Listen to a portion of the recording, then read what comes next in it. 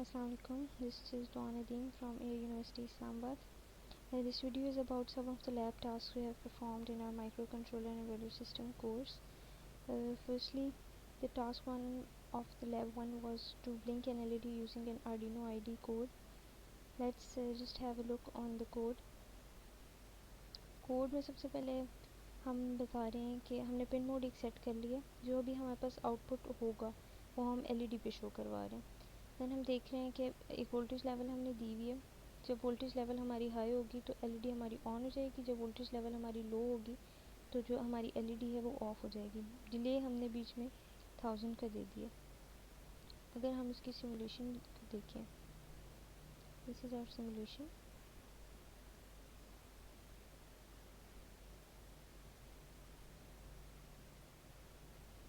LED हमारी on हो गई क्योंकि हमारा वोल्टेज लेवल जो है इस टाइम हाई था।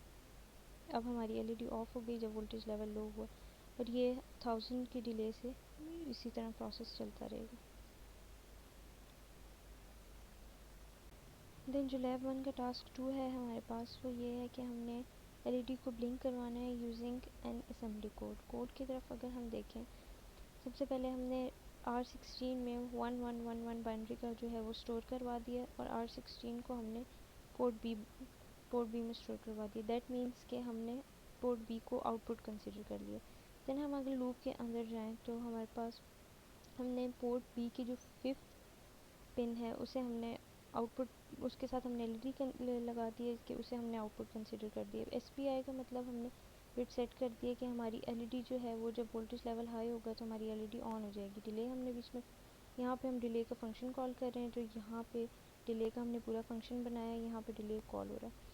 देन हमने सेम पोर्ट बी को के साथ LED लगाई है। CBI मीन्स कि जब हमारे पास वोल्टेज लेवल लो होगा तो हमारी LED ऑफ हो जाएगी, और अगेन डिले का फंक्शन यहाँ पे कॉल हो रहा है, और लूप हमारे पास ये रिपीट होता रहेगा यहाँ पे। अगर हम इसकी सिमुलेशन की तरफ जाएं,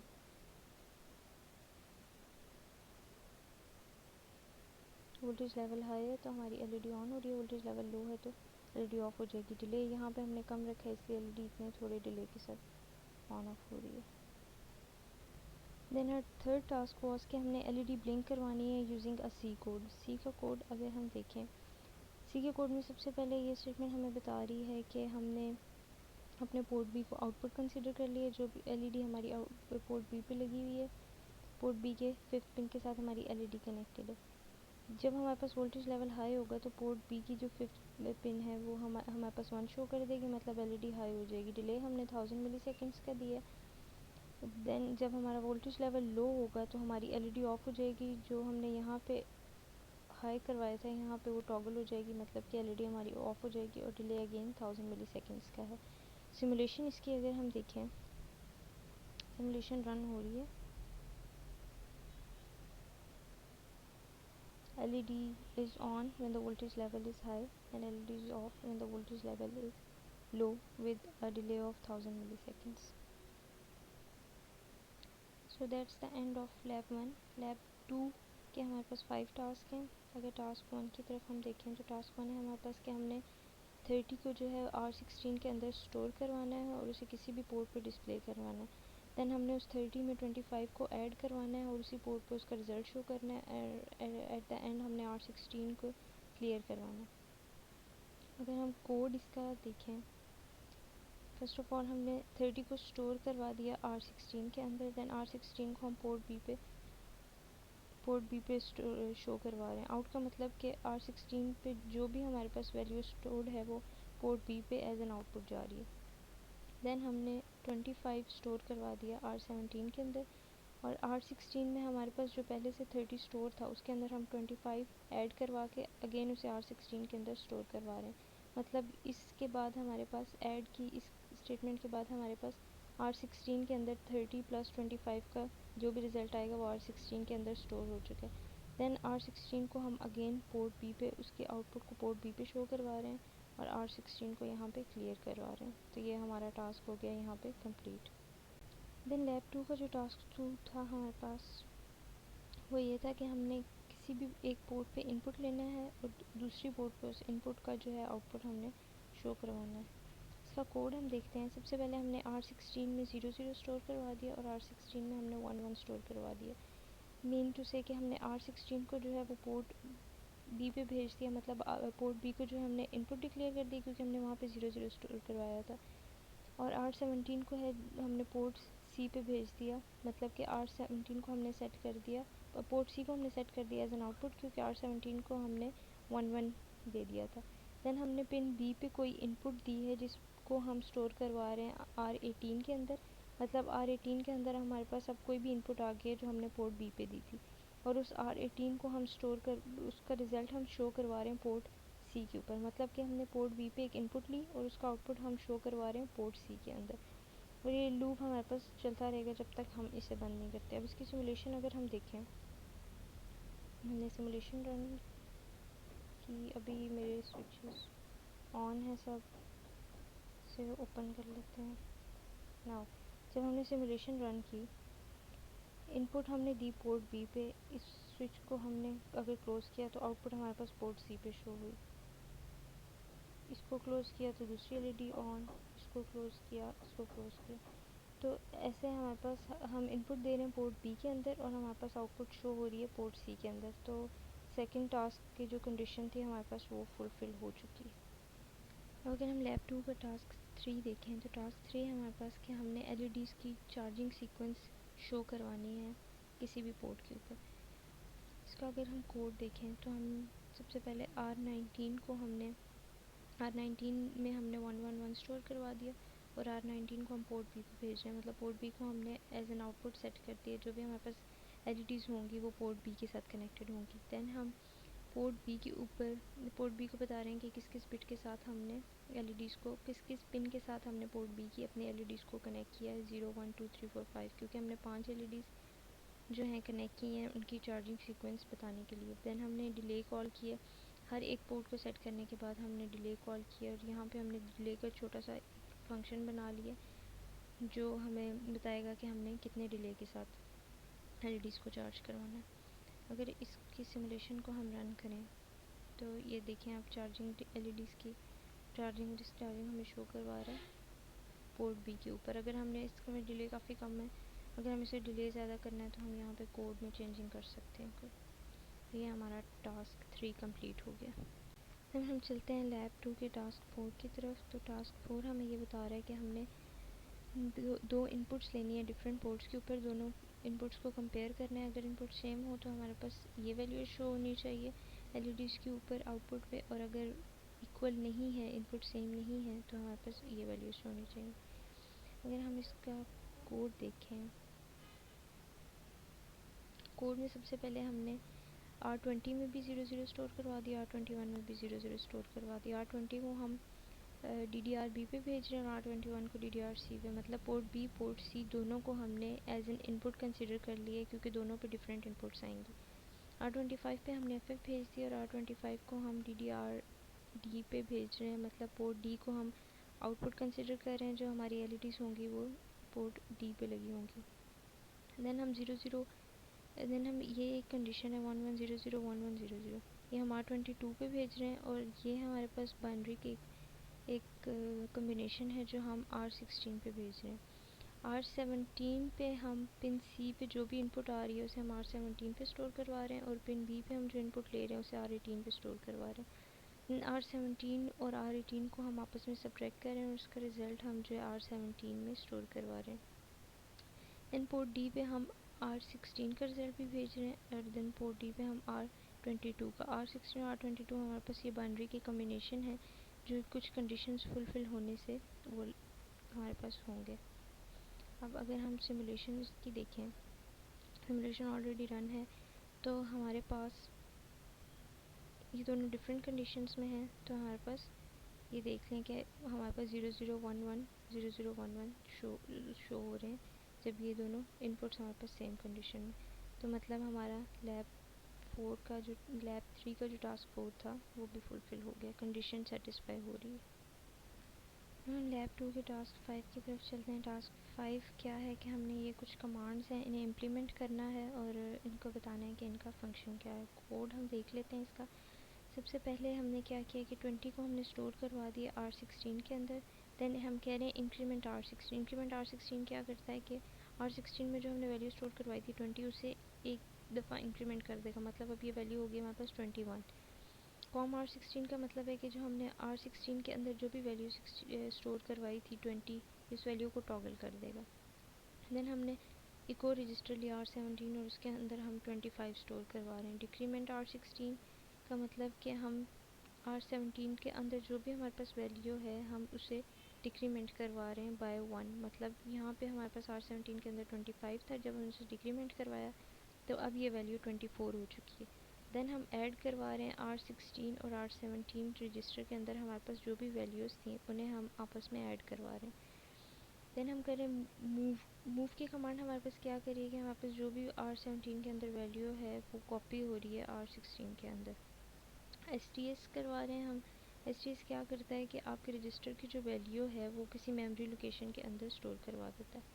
देन सब्ट्रैक्ट R16 R17, ये दोनों वैल्यूज़ दोनों रजिस्टर्स के अंदर जो भी वैल्यूज़ होंगी उन्हें सब्ट्रैक्ट करवा देगा। R16 को हम आउट करवा रहे हैं पोर्ट बी के अंदर। R16 के अंदर जो भी वैल्यू है हमारे पास वो पोर्ट बी पे एज एन आउटपुट जा रही है। देन जंप B1, जंप जो है ये हमारे पास अनकंडीशनल जंप है, ये दोबारा B1 पे जाके हमारे पास दोबारा B1 पे ये जंप कर गया। तो that's all for lab 2। Now we will move on to lab 3। Lab 3 का जो टास्क 1 है हमारे पास वो ये है कि हमने एक प्रोग्राम बनाना है जिसमें हमने दो 7 सेगमेंट्स को आपस में इंटरफेस करवाना है और एक काउंटर बनाना है जो हमारे पास 0 से 99 तक काउंटिंग करेगा। इसका कोड अगर हम देखें, कोड में हमारे पास क्या है कि हमने एक अनसाइन करेक्टर में एक जी को जो है वो डिक्लेयर करवा दिया अनसाइन करेक्टर के उस पर। पोर्ट डी को जो है हमने आउटपुट कंसिडर करवा दिए, 1 1 स्टोर करवा रहे हैं तो पोर्ट डी हमारे पास आउटपुट से एज एन आउटपुट सेट हो गया। देन हम फॉर लूप लगा रहे हैं जो 0 से 99 तक हमारे पास चलेगा और हर बार इंक्रीमेंट होता जाएगा। और फॉर लूप के अंदर हम क्या कह रहे हैं कि जो जी है हमारे पास वो जब जैसे जैसे इंक्रीमेंट होता जाएगा वो अपना आउटपुट जो है पोर्ट डी पे शो करवाता जाए। और हम डिले इसमें लगा रहे हैं 150 मिली सेकेंड्स का। इसकी सिमुलेशन हम देखें तो दो 7 सेगमेंट्स हमारे पास लगे हैं जो आपस में इंटरफेस हैं और वो काउंटिंग करवा रहे हैं हमारे पास 0 से 99 तक काउंटिंग होगी। ये देख सकते हैं आप, काउंटिंग चल रही है। जो हमने लूप चलाया है तो ये 0 से 99 तक काउंट करता रहेगा। ये था हमारा टास्क 1। अगर हम लैब 3 का नेक्स्ट टास्क देखें तो नेक्स्ट टास्क है हमारे पास ये कि हमने एक कोड लिखना है जिसमें हमने पोर्ट सी की 5th बिट पे इनपुट लगानी है और अगर वो 5th बिट हमारे पास पोर्ट सी की हाई होगी तो हमारे पास आउटपुट ये होगा और अगर वो लो होगी तो आउटपुट ये होगा। अब अगर हम इसका कोड देखें तो कोड में हमारे पास क्या है कि पोर्ट बी को हमने एज एन आउटपुट सेट कर दिया और पोर्ट सी को एज एन इनपुट सेट कर दिया। अब पिन सी के ऊपर जब हमारे पास इनपुट हाई होगी तो आउटपुट ये होगा और अगर लो होगी तो आउटपुट ये होगा। अगर हम इसके सिमुलेशन देखें तब भी हमारे पास इनपुट ज़ीरो है, मतलब कि लो है हमारे पास इनपुट, तो हमारे पास आउटपुट आप देख सकते हैं। अब अगर हम इसे हाई कर दें तो हमारे पास आउटपुट चेंज हो गई। You can see the change. तो हमारे पास टास्क की जो कंडीशन थी वो फुलफ़िल हो चुकी है।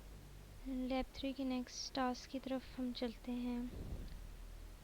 नेक्स्ट टास्क हमारे पास जो है वो ये है कि हमने कोई इनपुट लेनी है पोर्ट बी के ऊपर, उसे चेक करना है कि वो इवन है या ऑड है। अगर नंबर इवन होगा तो जो अल्टरनेटिव एलईडीज़ हैं वो पोर्ट सी पे ब्लिंक करेंगी कुछ डिले के साथ। और अगर हमारे पास इवन होगा तो वो एलईडीज़ ब्लिंक करेंगी लीस्ट सिग्निफिकेंट बिट से मोस्ट सिग्निफिकेंट बिट की तरफ वन आफ्टर अनदर। तो देखते हैं कोड है हमारे पास। पोर्ट बी को हमने as an output input set कर दिया, पोर्ट सी को हमने एज एन आउटपुट सेट कर दिया। एक कैरेक्टर है हमारे पास जी जिसे हमने इनिशियलाइज कर दिया और जी पे जो भी इनपुट हमारे पास पोर्ट पिन बी से आ रही है वो जी पे स्टोर हो रही है। जी पे हमने कंडीशन लगा दी डिवाइड वाली, जो इवन स्टेट की कंडीशन है हमने वो लगा दी। अब पोर्ट सी पे हम आउटपुट दे रहे हैं कि अगर कंडीशन इवन होगी तो क्या आउटपुट आनी चाहिए और ऑड होगी तो क्या आउटपुट आनी चाहिए। सिमुलेशन को हम रन करते हैं तो ये देखें लाइन वाइज ये अगर हमारे पास ऑड है तो देखें कि एलईडीज़ जो हैं वो अल्टरनेटिव एलईडीज़ ऑन हुई हैं। जब हमारे पास इवन थी तो यहाँ पर तब शो नहीं होगी, लेकिन वो लाइन वाइज ऑन हुई थी जब हमारे पास सिमुलेशन रन हुई थी। मैं दोबारा से रन करती हूँ, यू कैन सी कि वो सीक्वेंस में एलईडीज़ हमारे पास ऑन हो रही हैं। तो यही हमारा टास्क था। अब जो हमारा लास्ट थर्ड लैब का जो हमारे पास लास्ट टास्क है वो ये है कि हमने एक 7 सेगमेंट डिस्प्ले को इंटरफेस करवाना है हेक्स कीपैड से। ऐसे कि हेक्स कीपैड पे हमारे पास जो भी हम इनपुट देंगे वो 7 सेगमेंट डिस्प्ले पे शो होनी चाहिए। सबसे पहले हम इसका कोड देख लेते हैं। कोड में हमारे पास क्या है कि पोर्ट बी जो है वो हमारे पास 7 हेक्स कीपैड के साथ कनेक्टेड है। तो मतलब कि पोर्ट बी जो है हमारे पास उस पर हम इनपुट ले रहे हैं, तो ये उसकी कुछ पिन कॉन्फ़िगरेशन है। पिन्स के साथ हमने उसकी रोज़ को और उसके कॉलम्स को अटैच कर दिया पोर्ट बी के। एंड हम क्या करेंगे, हमने एक अरे बनाई है इंट एक्स के नाम से। हमने एक अरे बना ली, उसमें डिफरेंट वैल्यूज़ जो हैं वो स्टोर करवा ली। देन हम पोर्ट सी पे जो आउटपुट ले रहे हैं, क्योंकि हमारा जो 7 सेगमेंट डिस्प्ले है वो पोर्ट सी के साथ कनेक्टेड है।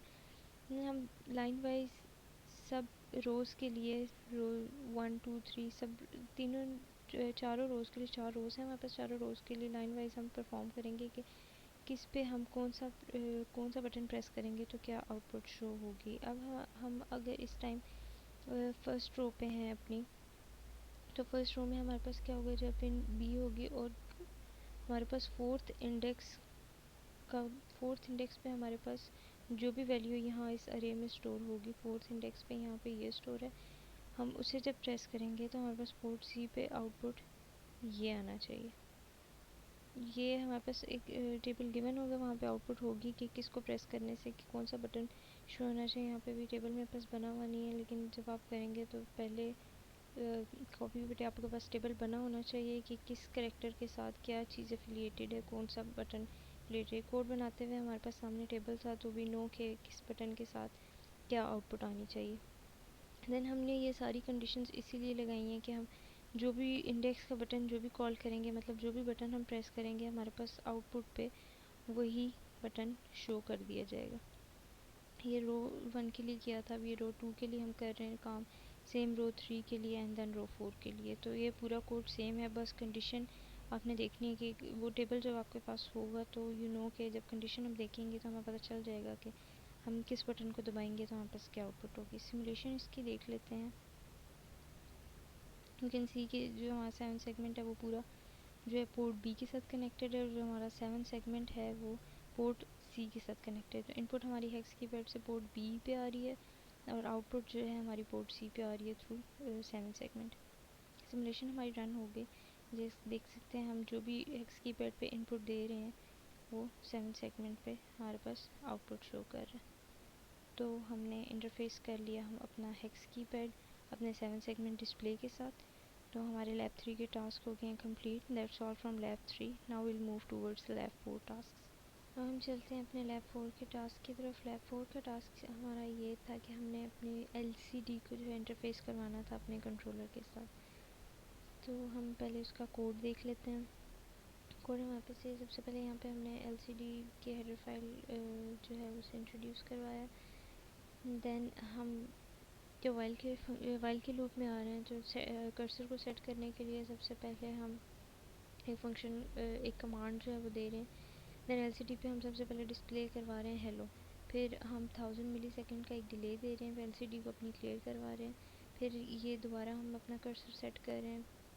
देन हेलो के बाद हमारे पास एलसीडी पे डिस्प्ले होगा हाउ आर यू। फिर हम अपने कर्सर की पोजीशन को सेट कर रहे हैं, थोड़ा सा आगे मूव करके ये यू प्रिंट करेगा। और देन हमारे पास दोबारा जो है 1000 मिली सेकेंड्स का डिस्प्ले आएगा और एलसीडी क्लियर करवा देगा। इसके सिमुलेशन की तरफ हम चलते हैं। सिमुलेशन हमने रन की तो हेलो आ गया,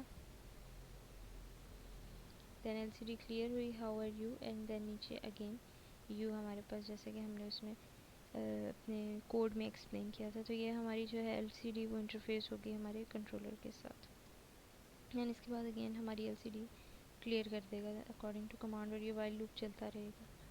तो ये हो गया हमारा लैब 4 का task. Moving on to lab 5। Lab 4 का हमारे पास एक टास्क ये था कि हमने अपनी एलसीडी को इंटरफेस करवाना था हेक्स कीपैड के साथ, कि जो भी हम हेक्स कीपैड पे बटन प्रेस करें वही हमारे पास सेम हमारी एलसीडी पे डिस्प्ले करना चाहिए। तो कोड इसका हम देखते हैं।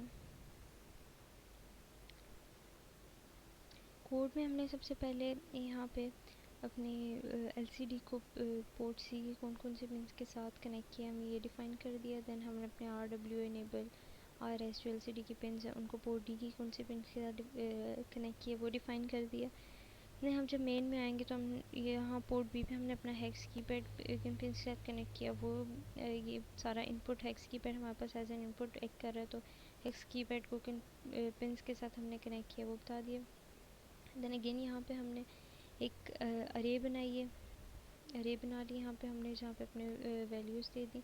एक करेक्टर हमने इनिशियलाइज़ करवाया है ए के नाम से।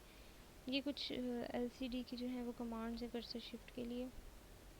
देन अगेन जैसे हमने पहले बताया था कि हम बारी बारी सब रोज़ को हेक्स कीपैड के, जब हमने हेक्स कीपैड को अपने 7 सेगमेंट के साथ इंटरफेस करवाया था तो हमने बताया था कि हम बारी बारी सब रोज़ की तरफ जाएंगे कि किस रो को कौन सा बटन प्रेस किया गया। हम सबसे पहले फर्स्ट रो की तरफ जब आए तो हमने क्या किया कि हम अपने इंडेक्स के एक तो पिन बी हमारे पास जो भी रो होगी वो प्रेस कर दे, और दूसरा बटन ये कि हमने अरे में से कौन सा अपना बटन प्रेस किया। जो भी अब इंडेक्स 4 है फॉर एग्जांपल यहाँ पे, तो हम 4th इंडेक्स की तरफ आ जाएंगे जहाँ पे हमारे पास ये चीज़ स्टोर्ड है। तो हमारे पास कौन सा बटन प्रेस है, ये कंडीशन फुलफ़िल होगी तो हमारे पास एलसीडी पे 1 लिखा आ जाएगा। देन अगेन अगर हमारे पास ये कंडीशन फुलफ़िल होगी तो 2 लिखा आ जाएगा, ये होगी तो 3। अगेन सारा इसी तरह हम हमारा चलता रहेगा। देन हमने यहाँ पे फॉर लूप एक लगा दिया जो हमारे पास 100 टाइम्स चलेगा,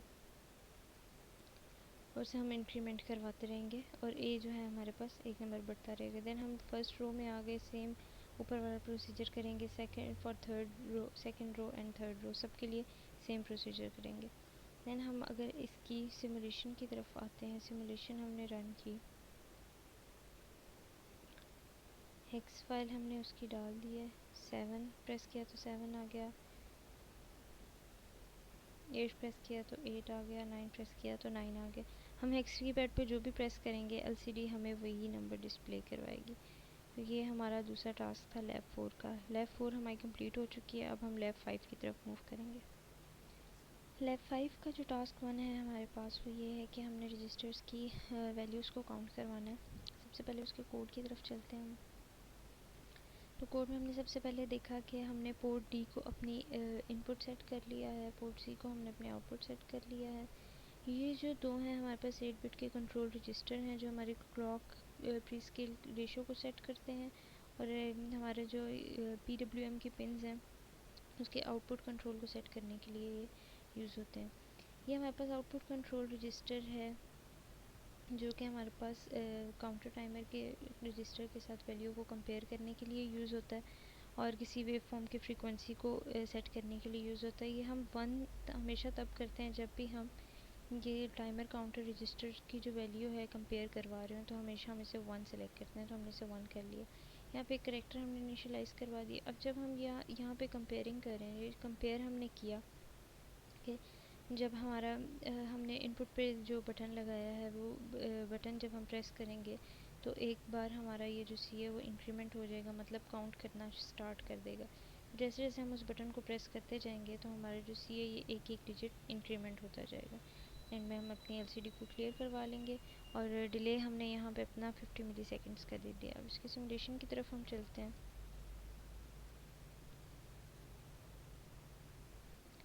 इसकी सिमुलेशन अगर हम देखें तो हम इनपुट पे ये जो हमने बटन लगाया है हम इसे प्रेस करें, ये देखें 1 पहले डिस्प्ले किया तो उसने 2 कर दिया, क्लियर स्क्रीन जो हमारी क्लियर हो गई। 3 हो गया, देन 4, देन 5। तो इस तरह हम बटन प्रेस करते रहेंगे तो जो हमारे रजिस्टर की वैल्यू है वो काउंट करती जाएगी और एलसीडी पे डिस्प्ले करवाती जाएगी। ये टास्क 1 था हमारा लैब 5 का। लैब 5 का जो टास्क 2 था हमारे पास वो ये था कि हमने टाइमर्स एंड काउंटर्स को यूज़ करते हुए एक डिजिटल क्लॉक डिज़ाइन करनी है। और उसका कोड सबसे पहले हम देखते हैं। यहाँ पे कुछ वेरिएबल्स हैं जो हमने सबसे पहले कुछ वेरिएबल्स हैं मिनट सेकंड और के जो हमने इनिशियलाइज़ करवा लिए हैं। देन हम यहाँ पे एक वेरिएबल इनिशियलाइज़ करवा रहे हैं ए हम अपनी एलसीडी पे जो है टाइम को डिस्प्ले करवाने के लिए। कंडीशन हम ये लगा रहे हैं कि ए हमारे पास अगर ज़ीरो के इक्वल होगा तो एलसीडी पे हमारे पास ज़ीरो लिखा आ जाएगा। अगर ज़ीरो के इक्वल नहीं होगा तो जो भी ए की वैल्यू है उसमें 30 ऐड करवा देंगे और लास्ट डिजिट को रिमूव करने के लिए हम 10 से डिवाइड करवा रहे हैं। और बी में जो भी डाटा होगा वो हम एलसीडी पे डिस्प्ले करवा रहे हैं। देन हम टाइमर्स यहाँ से इंट्रोड्यूस हम टाइमर्स करवा रहे हैं। टाइमर्स में सबसे पहले हम टाइमर 1 को इनिशियलाइज़ करवा रहे हैं। यहाँ पे ये अगेन हम जो है कंट्रोल रजिस्टर ले आए यहाँ पे सीटीसी मोड टाइमर 1 के सीटीसी मोड को ऑपरेट करवाने के लिए। यहाँ पे हम टाइमर 1 को हमने इनिशियलाइज़ करवाया तो इंटरप्ट भी उसका ज़रूरी है, तो यहाँ पे हम टाइमर 1 के इंटरप्ट को ले आए। ये जो है हम ग्लोबल इंटरप्ट की बिट को इनेबल करवा रहे हैं। फिर हम ये टाइमर 1 में जो है ए को हम इनिशियलाइज़ करवा रहे हैं। देन यहाँ पे हम सब रूटीन टाइमर 1 की जो है सब रूटीन है उसे हम इनिशियलाइज़ करवा रहे हैं ताकि वो क्लॉक के जो वेरिएबल्स को है वो कंट्रोल कर सके। यहाँ पे हम चेक का एक फंक्शन लगा रहे हैं। फंक्शन क्या है कि कंडीशन सॉरी हम लगा रहे हैं चेक की एक कंडीशन है कि हमारे पास जब अगर चेक हमारे पास 1000 की इक्वल हो जाए तो हम उसे दोबारा ज़ीरो पे ले जाएंगे। मिली सेकेंड्स की चेक को हम एक्चुअली मिली सेकेंड्स कह रहे हैं। जब हमारे पास 1000 की इक्वल हो जाए तो हम दोबारा ज़ीरो पे ले आएंगे और सेकेंड्स को है जो हम इंक्रीमेंट कर देंगे बाय 1। जब 1000 मिली सेकेंड्स कम्प्लीट होंगे तो हमारा एक सेकेंड जो है बढ़ जाएगा।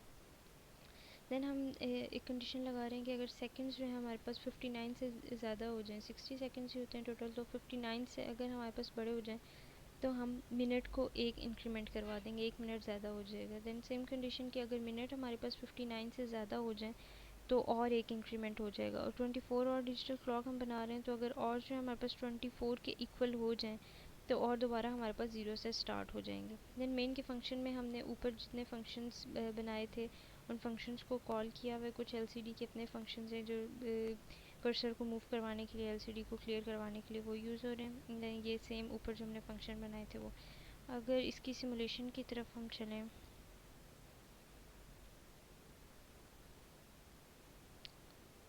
सिमुलेशन हमने रन की है। हमारी एलसीडी जो है वो स्टार्ट हुई है, सेकंड्स वाली हमारी चल रही है। क्लॉक हमारी स्टार्ट होगी सेकंड मिनट्स एंड आवर्स। जो 1000 मिली सेकंड जैसे ही कंप्लीट होते हैं तो हमारा एक सेकंड जो है वो इंक्रीमेंट हो जाता है। तो ये सेम इस तरह चलना शुरू हो जाएगा। अभी जब तक ये 60 कंप्लीट नहीं करेगा मिनट्स चेंज नहीं होंगे। तो ये हमारे लैब 5 के टास्क थे। लैब 5 के टास्क कंप्लीट हो चुके हैं। अब हम मूव करेंगे अपने लैब 6 की तरफ। लैब 6 पे जब हम मूव करेंगे तो लैब 6 हमारी है रिलेटेड टू सीरियल कम्युनिकेशन, जिसमें हम सीरियल कम्युनिकेशन के थ्रू कोडिंग करेंगे और अपना हेक्स कीपैड जो है वो एलसीडी के साथ इंटरफेस करवाएंगे। तो जो टास्क 1 है सीरियल कम्युनिकेशन का वो ये है कि हम सबसे पहले एसपीआई सीरियल कम्युनिकेशन के कोड को देखेंगे और उसके थ्रू जो है हम हेक्स कीपैड को इंटरफेस करवाएंगे अपनी एलसीडी के साथ। तो कोड को सबसे पहले देखते हैं। ये मास्टर का कोड है एक्चुअली, स्लेव का कोड नहीं है। अभी पहले मास्टर का कोड हम देखेंगे, देन हम स्लेव का कोड देखेंगे। सबसे पहले मास्टर अगर हम कोड देखें तो यहाँ पे हमने एक डेटाबेस बनाई हुई है for the rows and columns of hex keypad. और ये हमने सारे डिजिट इसमें इनिशियलाइज़ करवा दिए हैं। बेसिकली अरे एक हमने बना दिए जो जो हेक्स कीपैड पे हमारे पास रोज़ में और कॉलम्स में जो जो डिजिट्स आते हैं वो हमने यहाँ पे एक अरे उनके बना दिए। कुछ वेरिएबल्स हैं जो हमने इनिशियलाइज़ करवा दिए हैं। हम जब मेन के फंक्शन में आएंगे तो पोर्ट डी पे हम जो है हाफ पिंस जो उसके एज एन इनपुट कंसिडर कर रहे हैं, जो हाफ पिंस है उसको एज एन आउटपुट कंसिडर करेंगे। और हम जब वाइल के लूप में आ रहे हैं तो हम पोर्ट डी से जो है कुछ इनपुट ले रहे हैं। पिन डी पे जो भी हमारे पास इनपुट आएगी वो हम एक्स में स्टोर करवा रहे हैं और कुछ इफ़ की कंडीशन यहाँ पे लगा रहे हैं।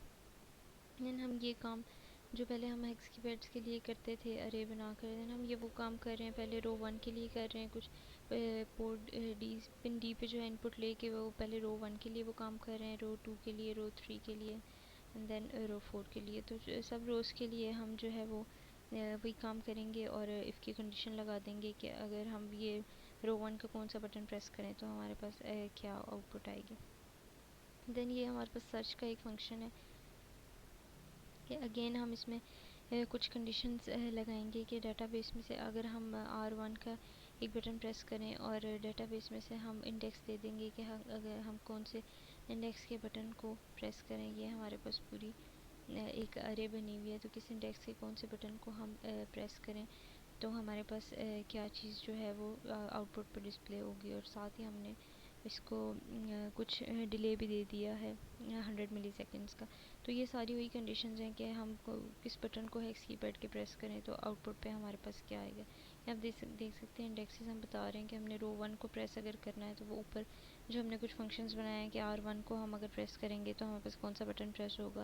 और कॉलम के लिए अगर हम सेकंड कॉलम पे जा रहे हैं, सेकंड इंडेक्स पे जा रहे हैं तो हमारे पास जो है कौन सा आउटपुट पे डिस्प्ले होना चाहिए क्या चीज़, वो यहाँ पे हमारे पास आ जाएगा सारा। देन हम डेटा सेट सेंड करने के लिए एक हमने फंक्शन बना लिया है जिसे हम पोर्ट बी से इनिशियलाइज़ करवा रहे हैं कि जो भी हम स्लेव सेलेक्ट करेंगे वो पोर्ट बी पे शो करेगी। ये जो हमारे पास है ये डाटा ट्रांसफ़र के लिए यूज़ होता है, हम जो भी डाटा ट्रांसफ़र करेंगे वो यू में हम स्टोर करवा देंगे। देन वाइल में हम कुछ कंडीशन देख रहे हैं, ये जो है आपके पास ये डाटा को रीड करने के लिए हमारे पास यूज़ हो रहा है। और ये जो एक है SPIF की हमारे पास एक फ्लैग है। तो ये जो हमारे पास फ्लैग है ये हमारे पास तब यूज़ होता है जब भी हमारे पास जो है सीरियल डाटा ट्रांसफ़र जो कंप्लीट होता है तो ये फ्लैग हमारे पास इनेबल हो जाता है। देन जो भी हमने डाटा ट्रांसफ़र करवाया था उससे हम पोर्ट बी पे शो करवा रहे हैं और देन अगेन आउटपुट जो है उसकी पोर्ट बी पे लेकर आ रहे हैं हम। ये कुछ कंडीशन मास्टर के लिए कुछ कंडीशन है जो हम ये MISO master in slave out की जो कमांड है और मास्टर आउट स्लेव इन की जो कमांड है कि हम मास्टर से इनपुट लेके स्लेव को आउटपुट दे रहे हैं या मास्टर से इनपुट लेके मास्टर से जो है वो आउटपुट करके और स्लेव को इनपुट लेके कर रहे हैं। तो ये हमारे पास कुछ कंडीशंस हैं जो हमने मास्टर के फंक्शन में लगाई हैं। हम स्लेव के कोड की तरफ चलते हैं। अगर हम स्लेव के कोड को हम देखें तो सबसे पहले हमने मास्टर इन स्लेव आउट की जो कमांड है पोर्ट बी पे उसे भेज दिया है। देन हम SPCR की अगर कमांड देखें तो ये मास्टर को हमारे पास कंट्रोल करने के लिए होता है और ये SPE को हम जब 1 करवा रहे हैं तो इसका मतलब कि हम SPI को जो है वो इनेबल करवा रहे हैं। यहाँ से हम अगर 1 हो जाए तो SPI जो है हमारा इनेबल हो जाता है। यानी अगेन आपके पास जो है डाटा रीड करने के लिए यूज़ हो रहा है और यहाँ पे हमने एक कंडीशन लगा दी कि अगर ये कंडीशन फुलफ़िल होगी तो आपके पास जो है डाटा ट्रांसफ़र SPDR जो है इसमें से क्या चीज़ आएगी आपके पास LCD पे डिस्प्ले होने के लिए। अब अगर इसकी सिमुलेशन डालें हेक्स फ़ाइल हम ऑलरेडी डाल चुके हैं, ये मास्टर की हेक्स फ़ाइल इसमें डाली है, स्लेव की हेक्स फ़ाइल इसमें डाली है। ऐसे अगर हम रन करें हम यहाँ से कोई भी हेक्स कीपैड का कोई भी बटन देखें प्रेस करें तो जो हम हेक्स कीपैड पे अपने इनपुट दे रहे हैं LCD हमारी सेम वही आउटपुट पे शो करवा रही है। तो that is how serial communication through SPI is done. Task 1 हमारा जो है कंप्लीट हो चुका है लैब 1 का। लैब 6 का जो टास्क 2 था वो ये था कि हमने सीरियल कम्युनिकेशन करवानी है थ्रू UART। तो थ्रू UART उसके सीरियल कम्युनिकेशन के लिए हम अगर कोड देखें तो स्टार्टिंग में सेम ही कोड होगा जैसे हम हेक्स कीपैड को कनेक्ट करवा रहे थे अपने कंट्रोलर के साथ in serial communication through SPI। तो स्टार्ट में तो सेम ही होगा, हम सब वैसे ही इनिशियलाइज़ करवाएंगे और अपने रोज़ और कॉलम्स के लिए जो जो कंडीशंस हैं चेक करेंगे। डाटा को सेंड करने के लिए हमारे पास जो लास्ट में कंडीशंस होंगी obviously pin configuration and the flags are change in SPI and UART। तो यहाँ पे हम देखेंगे कि हमारे पास जो है इसमें हम क्या कर रहे हैं, ट्रांसमिशन को अपने पास इनेबल करवा रहे हैं। हमारे पास 8 बिट डाटा मोड है जिसे हम इनेबल करवा रहे हैं। इसमें हम अपना जो है बॉड रेट सेट कर रहे हैं। देन वाइल के लूप में यहाँ पे हमने एक जो है कंडीशन लगाई है कि अगर ये कंडीशन फुलफ़िल होगी तो हम UDRO का जो एक रजिस्टर है उसके अंदर अपनी आउटपुट को सेंड कर देंगे। देन हम RxD के लिए एक और हमारे पास जो है कोड हमने बनाया है। जैसे SPI में मास्टर और स्लेव के लिए 2 डिफरेंट कोड्स है, तो इसमें TXT और RxD के लिए 2 डिफरेंट कोड्स हैं। तो RxD का हम अगर कोड देखें तो सबसे पहले यहाँ पे हमने जो पोर्ट D की पिन 0 से एज एन इनपुट सेट करवा लिया। देन पोर्ट B को हमने एज एन आउटपुट कंसिडर कर लिया। यहाँ पे हमने बॉड रेट सेट कर लिए, जो है बॉड रेट सेट कर लिए, वैल्यू दे दी है बॉड रेट को एक। देन हम जो है अपने UBRR रजिस्टर की अपर बिट को सेट कर रहे हैं। यहाँ पे अपने सेम रजिस्टर की लोअर बिट को सेट कर रहे हैं। देन यहाँ पे अगर हम देखें तो हम अपने रिसेप्शन और ट्रांसमिशन को इनेबल करवा रहे हैं। यहाँ पे BS टॉप बिट की कुछ पिंस जो हैं उन्हें सेलेक्ट कर रहे हैं हम। ये हमने एक यहाँ पे वेरिएबल एक क्रिएट किया रिसीव डाटा का, जो कि स्टोर कर रहा है रिसीव डाटा को, जो भी हम डाटा इनपुट से रिसीव कर रहे हैं उसे स्टोर कर रहा है।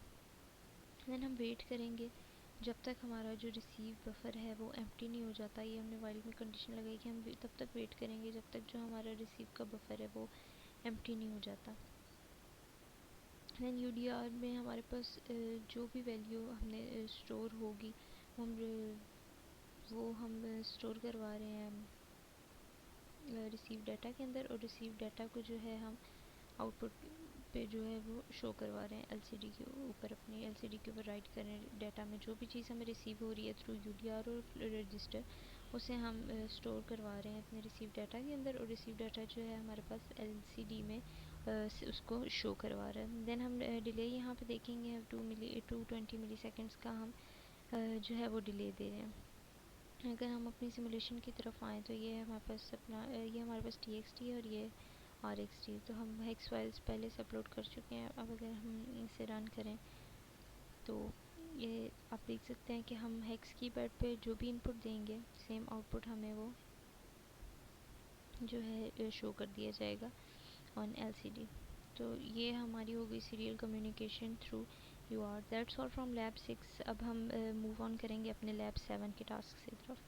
लैब 7 की तरफ अगर हम मूव करें तो लैब 7 जो है हमारे पास इंटरप्ट्स वाली है। लैब 7 का जो टास्क है वो ये है कि 2 बटन्स हमारे पास कनेक्टेड हैं, एंड थ्रू इंटरप्ट्स हम जब एक बटन को प्रेस करें तो LCD पे हमारे पास इंटरप्ट 0 को कॉल करने का फंक्शन जो है वो डिस्प्ले हो जाए, और जब हम दूसरे बटन को प्रेस करें तो इंटरप्ट 1 को कॉल करने का फंक्शन जो है वो डिस्प्ले हो जाए।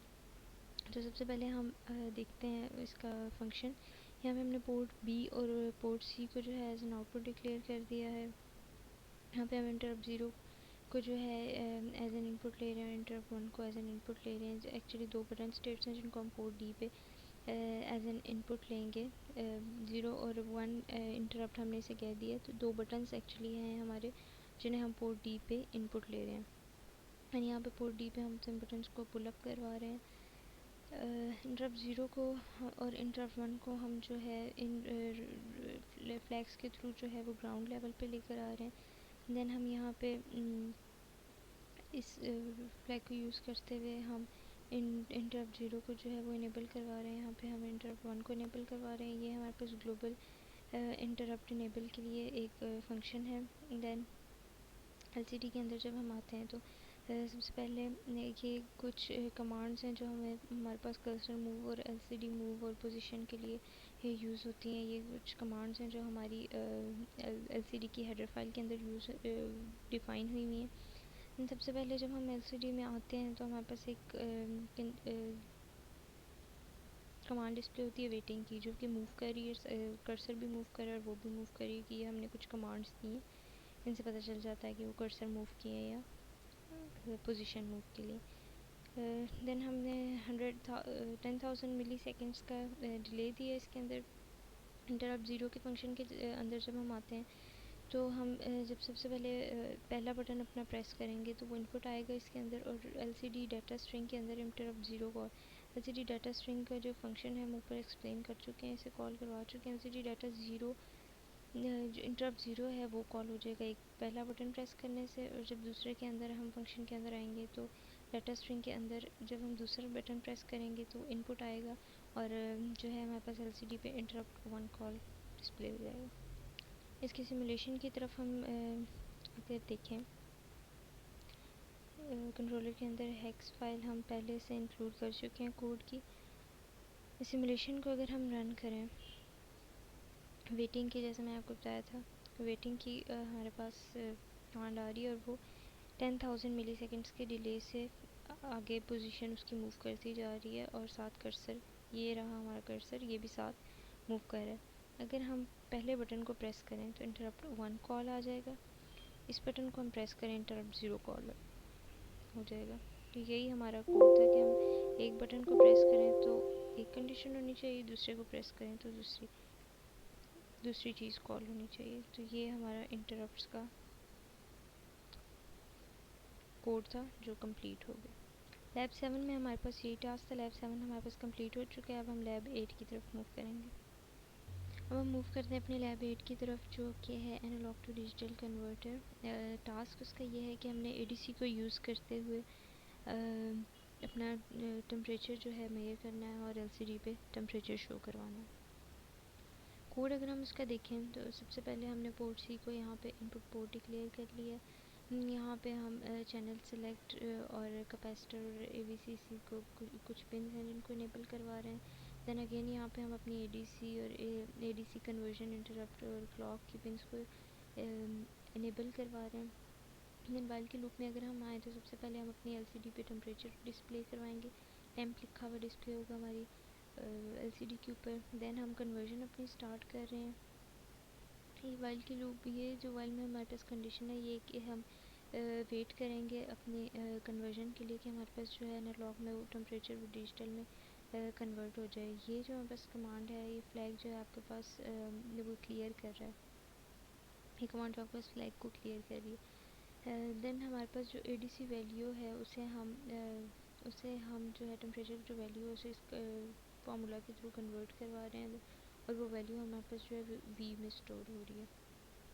ये हमने एक वेरिएबल इनिशियलाइज़ करवाया था जिसके अंदर हम ये सारी वैल्यूज़ जो हैं आई थी उन्हें स्टोर करवा रहे हैं। देन एलसीडी के ऊपर ये कर्सर को हम सेट कर रहे हैं। देन जो वैल्यू हमारे पास थी, वैल्यू एक वेरिएबल में जो चीज़ हमने स्टोर करवाई थी वो वैल्यू हम यहाँ पे डिस्प्ले करवा रहे हैं अपनी एलसीडी के ऊपर। जो टेम्परेचर की वैल्यू है, जो बेसिकली हमारे पास एनालॉग से डिजिटल में वैल्यू कन्वर्ट हो चुकी है टेम्परेचर की, हम यहाँ पे वो डिस्प्ले करवाएंगे। और देन यहाँ पे हमारे पास सेल्सियस, उस टेम्परेचर के बाद सेल्सियस डिस्प्ले हो जाएगा।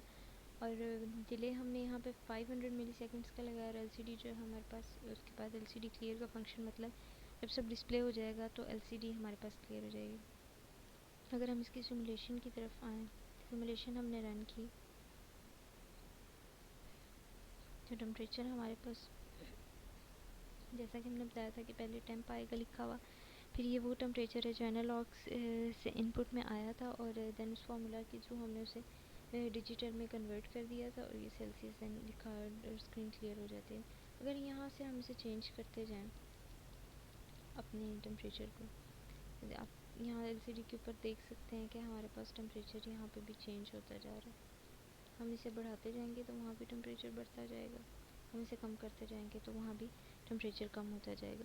तो ये हमारे पास एनालॉग टू डिजिटल कन्वर्टर के थ्रू हम टेम्परेचर मेजर कर रहे थे, जो कि हमारा लैब 8 का टास्क था। We are done with lab 8, now we are moving towards our lab 9 task. Lab 9 जो है हमारी पीडब्ल्यूएम वाली है। लैब पीडब्ल्यूएम की लैब का टास्क अगर हम देखें,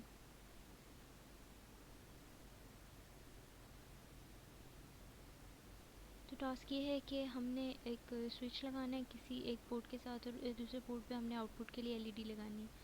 तो जब हमारा स्विच ऑफ हो, ज़ीरो स्टेट में हो, तो हमारी ड्यूटी साइकिल जो है 30% होनी चाहिए, और जब हमारा स्विच ऑन हो तो ड्यूटी साइकिल हमारी 100% होनी चाहिए। इसका कोड अगर हम देखें तो सबसे पहले हमने ड्यूटी साइकिल को जो है वो ज़ीरो कर दिया। यहाँ पे हम पोर्ट डी को जो है वो आउटपुट सेट कर रहे हैं, क्योंकि एलईडी जो है हमने पोर्ट डी पे लगाई हुई है एज, और एलईडी एज एन आउटपुट हमारे पास एक्ट कर रही है। पोर्ट बी की जो थर्ड पिन है उसे हमने इनपुट कंसिडर कर ली। यहाँ पे हम अपने जो T C C R O के रजिस्टर को है फास्ट पी डब्ल्यू एम के लिए उसकी बिट्स को जो है हाई कर रहे हैं।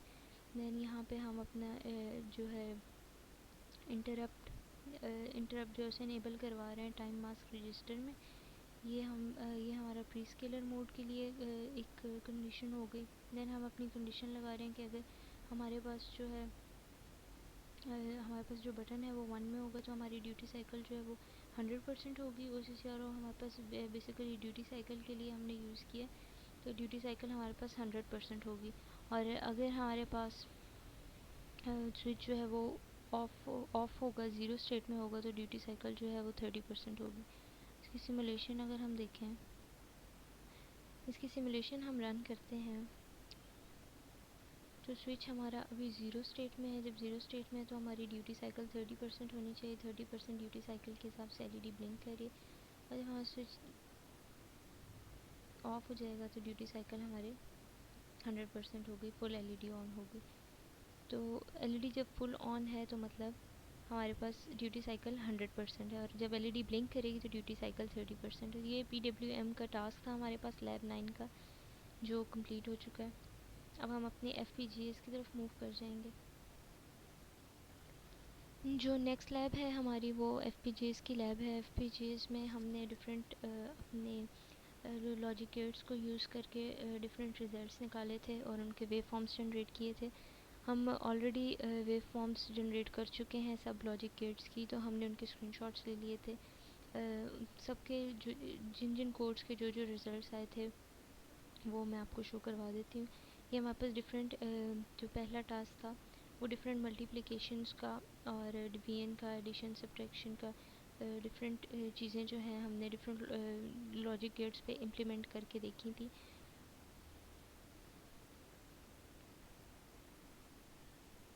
ये उनके रिज़ल्ट्स आए थे हमारे पास।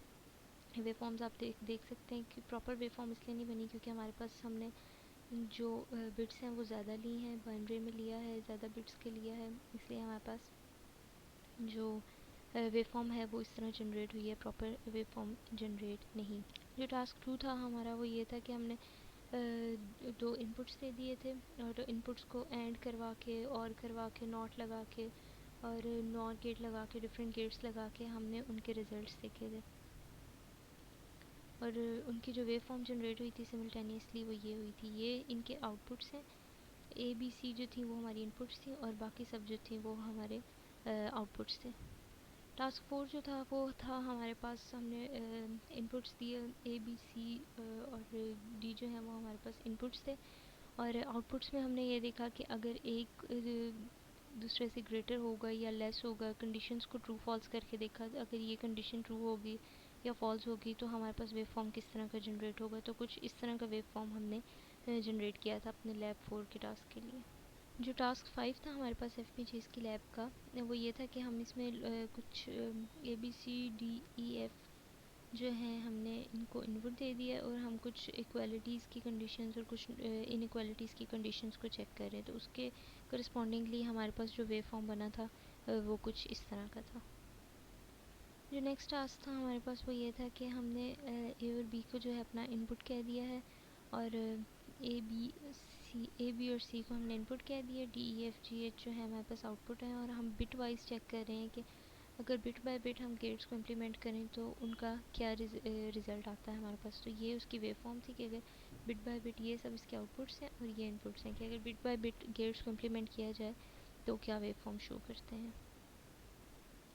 लैब 7 जो था वो अगेन ए बी सी जो है हमारे पास इनपुट है, डी ई एफ जो है हमारे पास वो आउटपुट में आ गया है। ये यहाँ पे बताएं कि अगर हम एंड करेंगे, बिटवाइज एंड अगर हम करेंगे तो सेम अगर होगा तो हमारे पास 1 आ जाएगा आंसर में, अगर बिटवाइज और करेंगे तो आंसर में 1 आ जाएगा, और बिटवाइज अगर एक्स और करेंगे तो हमारे पास 0 आ जाएगा। इसका अगर वेव फॉर्म हम देखें तो कुछ इस तरह का वेव फॉर्म बनता है हमारे पास। टास्क 8 अगर हम देखें एफ पी जी की लैब का, तो वो ये है कि हम देख रहे हैं हमने ए को इनपुट कह दिया और बी और सी को जो है हमने आउटपुट कह दिया, और हम ये देख रहे हैं कि अगर ए और बी की बिट बाय बिट हम शिफ्टिंग करवाएं तो शिफ्टिंग कैसे होती है। तो उस शिफ्टिंग के आउटपुट हमारे पास कुछ इस तरह की जनरेट हुई थी। टास्क 9 में हमारे पास ए बी और सी जो है इनपुट है, डी और ई जो है हमारे पास वो आउटपुट है। और हम चेक ये कर रहे हैं कि अगर हम कुछ इनपुट्स को जो है इकट्ठा कर दें तो उसकी आउटपुट वेव फॉर्म जो है कैसी हमारे पास जनरेट होगी। तो ये उसकी आउटपुट वेव फॉर्म में इस तरह की जनरेट होगी। ए जो है हमारे पास वो सिंगल बिट था और बाकी जो है वो मल्टीपल बिट्स थे, तो इसलिए ए की वेव फॉर्म यूँ शो हो रही है और बाकी की हमारे पास डिफरेंट है। टास्क 10 जो था वो सिंपल, हमने ए को इनपुट कह दिया अपना सिंगल ए इनपुट, और सी जो है हमारे पास आउटपुट है, और ए के अंदर जो भी है उसे हम 4 टाइम्स जो है वो करवा रहे हैं मल्टीप्लाई। तो वेव फॉर्म इसकी हम देखेंगे तो ये इसकी वेव फॉर्म है। इनपुट चूँकि हमारे पास सिंगल थी तो इनपुट की वेव फॉर्म इस तरह है, और आउटपुट जो है हमारे पास मल्टीपल बिट्स में है। टास्क 11 हमारे पास सेम टास्क 10 की तरह का है, बस इसमें हमने आउटपुट कुछ ज़्यादा कर दिया और कंडीशन ज़्यादा कर दी है। इसकी करस्पॉन्डिंगली वेव फॉर्म हमारे पास इस तरह की कुछ जनरेट हुई है। लैब नेक्स्ट जो लैब थी हमारे पास वो थी हमारे पास एडर्स की, सिंगल एडर की। हाफ एडर की हम पहले अगर बात करें तो हाफ एडर में पहले हमने ए और बी को इनपुट कह दिया और आउटपुट हमारे पास सम है। तो सिंपल ए और बी को हम जब ऐड करेंगे तो उसका जो है आउटपुट वो सम में स्टोर हो रहा है, तो आउटपुट वेव फॉर्म कुछ इस तरह की बनेगी। ए और बी हमारे पास इनपुट्स हैं और आउटपुट वेव फॉर्म उसकी इस तरह से जनरेट हो रही है। देन हम बात करें अगर फुल एडर की, तो फुल एडर में हमारे पास सी इन एक एडिशनल चीज़ होती है as compared to half adder. तो फुल एडर में सी इन इनपुट हमारे पास आ गया, ए इनपुट आ गया, बी इनपुट आ गया, और आउटपुट में एक सम आ गया और एक सी आउट हमारे पास आउटपुट में आ गया। देन हम क्या करें, एक टेम्प को जनरेट करें। ए बी और सी इन जो है तीनों को जब हम सम करेंगे तो वो एक टेम्प में स्टोर हो रहा है। जो सम है हमारे पास वो टेम्प, जो सम आ रहा है वो टेम्प है हमारे पास, और जो जो 4 बिट्स हैं उसकी वो टेम्प में स्टोर हो रही हैं, और जो फिफ्थ बिट है उसकी वो सी आउट में हमारे पास स्टोर हो रही है। तो इसकी करस्पॉन्डिंगली अगर हम वेव फॉर्म देखें तो कुछ इस तरह का वेव फॉर्म बनेगा फुल एडर के लिए। जब हम गेट्स को इम्प्लीमेंट करेंगे तो कुछ इस तरह का हमारे पास वेव फॉर्म बनेगी।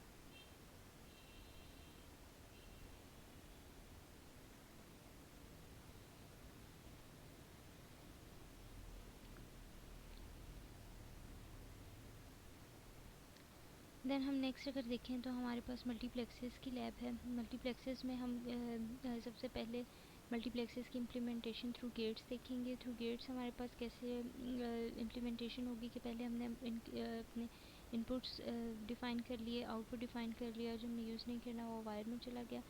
पहले हम नॉट कंट्रोल 1 और कंट्रोल 1 को नॉट कर रहे हैं आपस में, देन इन दोनों को नॉट कर रहे हैं, देन कुछ हमने अपने वेरिएबल्स लिए उनको एंड किया, और एंड में सबको हमने जो जो हम और करना चाहते हैं उनको और कर दिए। थ्रू डायग्राम ज़्यादा क्लियरली समझ आ जाती है कि कौन सी चीज़ हम इसकी मल्टीप्लेक्सेस की अगर हम थ्रू गेट इम्प्लीमेंटेशन देखें डायग्राम तो हमें समझ आ जाएगी कि हमने ये क्यों किया। सिंपल सा कोड है।